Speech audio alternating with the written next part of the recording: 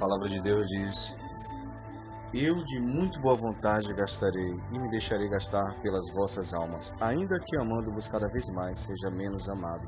2 Coríntios 12:15. Paulo, ele era um homem muito sábio e antes mesmo de ser Paulo, como sendo Saulo, tudo acontecia de maneira onde Deus, o próprio Deus permitia, porque foi necessário que Saulo chegasse a ser o que ele foi, sendo fariseu, conhecedor, estudou e aprendeu muito a cultura dos judeus, sendo ele Paulo também, chegando a ser um homem conhecedor de tudo que você imaginar sobre Cristo. Tanto que as suas cartas elas foram escritas e contidas na nova aliança. Aonde eu quero chegar com isso? Eu quero dizer para mim e para você que nós não devemos ficar parados, sentados, esperando que caia alguma coisa do céu. Porque não vai cair, meu irmão, não vai cair, minha irmã. Não é hora de você ficar parado olhando para ninguém. Porque muitos estão agora com seus carrinhos e suas casas, seus títulos e dotes. Para quê? Para que, eu lhe pergunto? O que é que adiantou tanta coisa? Não adiantou nada, minha irmã, não adianta nada, porque quanto mais o homem tem, mais ele quer. O homem nunca está satisfeito. Eu falo homem em modo geral, homem e mulher. A insatisfação é incrível. Saulo, ele perseguia a igreja. Saulo, ele matava em nome de Deus. Saulo, ele fazia coisas absurdas. E no momento em que Estevão estava sendo apedrejado, Saulo ali, tomou conta das capas. Naquele momento ali, ele se fez presente. Ele estava ali, do lado, na presença. No entanto, Deus o perdoou, porque ali era um momento onde o próprio Saulo foi testemunha em vida, do que ele era capaz como um religioso, que ele era capaz de fazer. O que é que a religião faz? Pessoas são totalmente manipuladas, cegas. Ele, quando se torna Paulo, ele começa a sentir dores pelas ovelhas, ele começa a sentir ali em sua alma a tristeza, o vazio de não poder ajudar mais, porque ele passa a ser perseguido, de perseguidor ele passa a ser perseguido. Paulo começa a viajar, a criar exemplos em todos os lugares, tudo entre eles era em comum. Paulo, ele largava tudo, ele fazia de tudo para poder ajudar o seu próximo, ajudar o seu irmão. Muitas das vezes ele era mal interpretado pelos próprios religiosos, mesmo sabendo que ele também era um romano. Porque Paulo, além de judeu, ele tinha a sua identidade romana, e foi através disso que os próprios romanos os respeitaram. E os judeus, com sua religiosidade, cegos, eles só queriam saber de perseguir a Paulo. O que eu quero dizer com isso é que hoje muita gente está dentro da igreja cego, perseguindo aqueles que deveriam estar amando, perseguindo as pessoas do mundo, porque a igreja está voltada só para si. Normal. Para que bêbado mais na igreja? Para que alcoólatra? Para que drogado? Para que ter trabalho mais? Paulo, ele ia para as ruas, ele ia para os guetos. Paulo, ele ia para as embarcações, navios piratas. Paulo, ele era transportado, às vezes ele tinha que fugir, ele era avisado.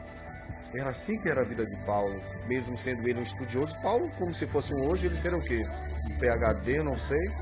Quem nós poderíamos comparar a Paulo? Não é a formação de Paulo, não é uma formação qualquer. Paulo estudou no berço da humanidade, no meio dos gregos.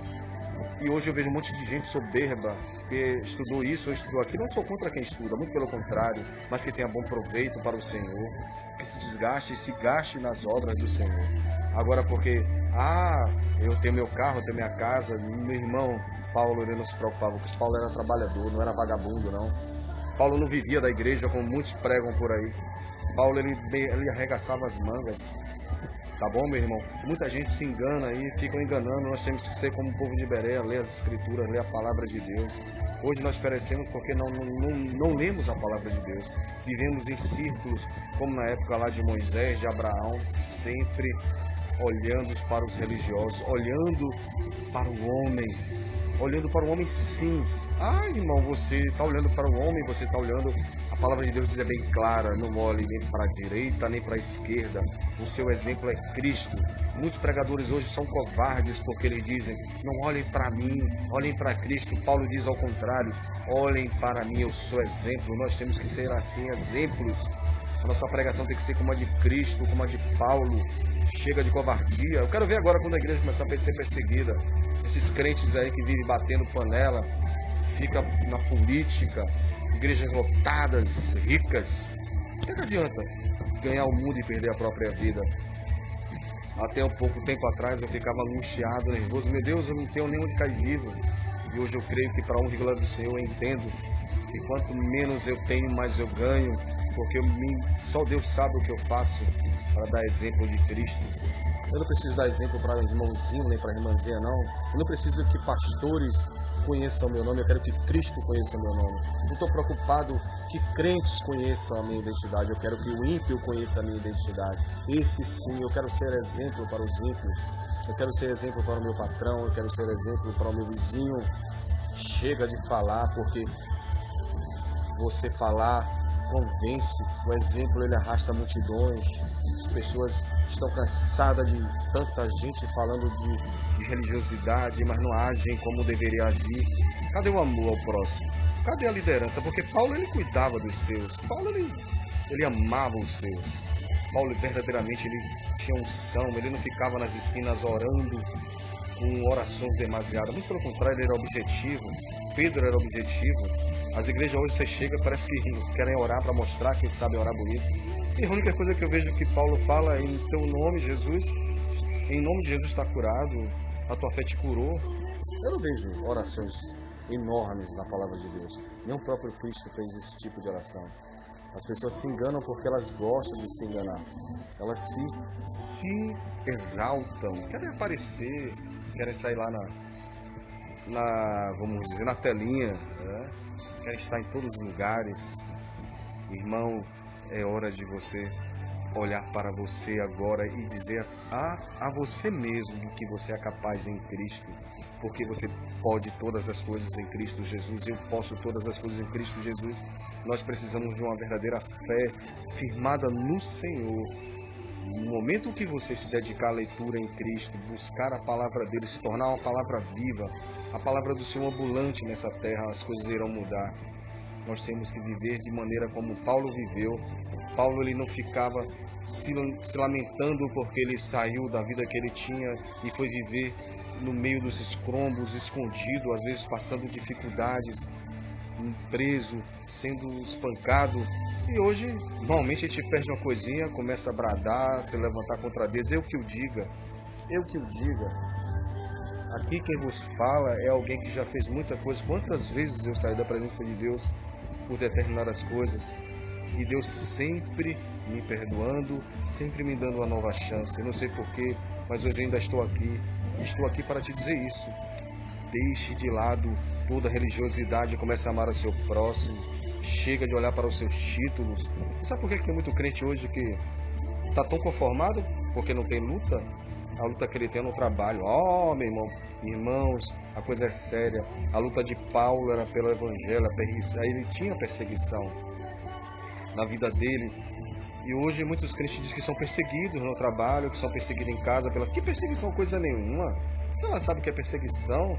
Você tem noção do que é perseguição? Você saber que tem um monte de gente querendo lhe matar, aonde você vai, você tem noção do que são pessoas religiosas? Vai lá com uma tribo dessa africana aí, no meio dos muçulmanos, e fala de Cristo para tu ver. Aqui no Brasil eu tô vendo gente que vai para as igrejas, vai ganhar dinheiro, dizendo que é missionário, outros dizendo que é pastor. Pastor que nada, é mercenário. Um monte de mercenário, não vou aqui generalizar, mas a maioria é mercenário. Só querem título, só querem se aparecer. Em nome de Jesus, declare ao Senhor quem Ele é, derrame-se na presença de Deus. Glorifique a Deus com sua vida, onde você estiver, seja exemplo. Eu sei que está difícil, muita gente, eu estou vendo aí muitos irmãos falando a mesma língua, dizendo que não está entendendo mais nada, uma igreja fria, uma igreja egoísta, só voltada para si. Irmão, o que é que você tem feito? Eu e Deus é que sei o que eu tenho feito, para a honra e glória do meu Deus. Eu não vou contar não, porque a palavra de Deus é bem clara. O que eu fizer com a mão não devo mostrar para outra. É ridículo quando eu vejo alguém fazer algo para Deus dizendo ser para Deus e chega lá na igreja, ó, irmãos, nós demos 200 cesta básica, nós ajudamos o irmão tal. Amém, meu irmão. O seu galardão já foi entregue. Isso é demagogia, isso é hipocrisia. Porque o que você fizer, varão, com uma mão não mostra para a outra. Como é que eu vou ajudar um irmão e vou mostrar para todo mundo que eu estou ajudando aquele irmão? Chega disso. Vamos, em nome de Jesus, ser exemplos. Vamos ser exemplos, sim. Vamos ser diferentes. Vamos mudar a nossa história. Nosso país ainda tem jeito, sim. Não é culpa do presidente lá não, viu? Não é culpa minha, é culpa sua que não oramos como deveríamos orar. Não é no meio da rua nem nas praças para ser visto pelos homens, não. É para orar em casa mesmo. A igreja é lugar, sabe de quê? De conserto, é lugar de levar os impuros, é lugar de levar os doentes, os leprosos. Mas hoje, quem que quer cuidar, na verdade? Fica aí a mensagem. Que a graça do Senhor invada seu coração neste momento, que o Espírito Santo de Deus faça obra em sua vida, em nome de Jesus, mais ainda do que já tem feito. E que a graça do Senhor abunde na sua casa. E que você comece a amar ao seu próximo. Às vezes você não consegue amar seu irmão aí da sua casa, seu irmão de sangue, sua irmã, sua mãe, seu pai que lhe persegue, que você disse que persegue. Mas eu lhe garanto que não é por causa de Cristo não, meu irmão. Porque no dia que for por causa de Cristo, a vitória vem dobrada, triplicada. São grandes e grandes coisas em sua vida. Milagres irão acontecer. Por isso que no Brasil você não vê dom de maravilha, você só vê dom de línguas. Dom de língua é misericórdia. Mas eu quero ver dom de maravilha, dom de amor. Cadê o dom de amor? Toda honra e toda glória seja para Jesus. Tá? Amém. Que a graça do Senhor esteja sobre vocês. Glória a Deus. Orem por mim também. Porque estou tentando fazer minha parte. Aqui quem vos fala é o Edson Pedrosa. Muito obrigado, varão, varoa. Que a graça e a paz do Senhor invada a sua casa, invada o seu trabalho, onde você estiver. Que o perfume do Senhor chegue às narinas dos seus próximos, dos seus familiares, aqueles que estão querendo tirar sua vida, aqueles que querem tirar o seu emprego. Em nome de Jesus, toda honra e toda glória seja para Jesus. Amém. Graças a Deus.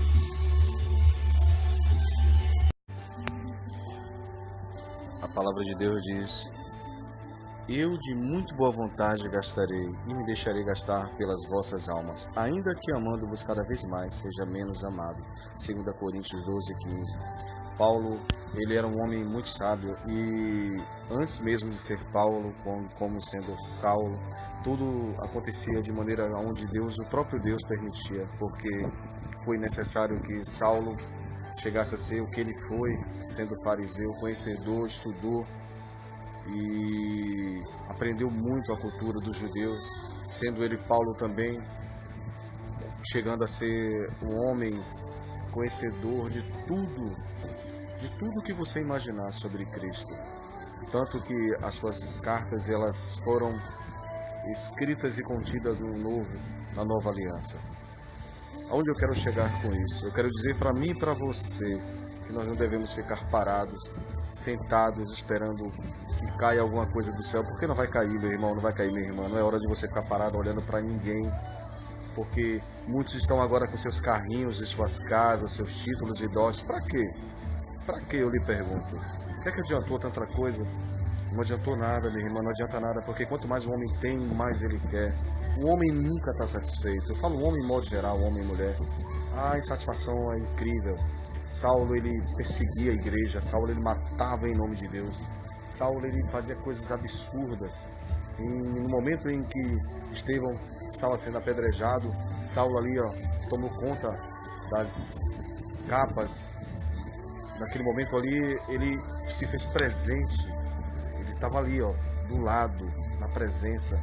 No entanto, Deus o perdoou, porque ali era um momento onde o próprio Saulo foi testemunha em vida, do que ele era capaz como um religioso, que ele era capaz de fazer. O que é que a religião faz? Pessoas são totalmente manipuladas, cegas. Ele, quando se torna Paulo...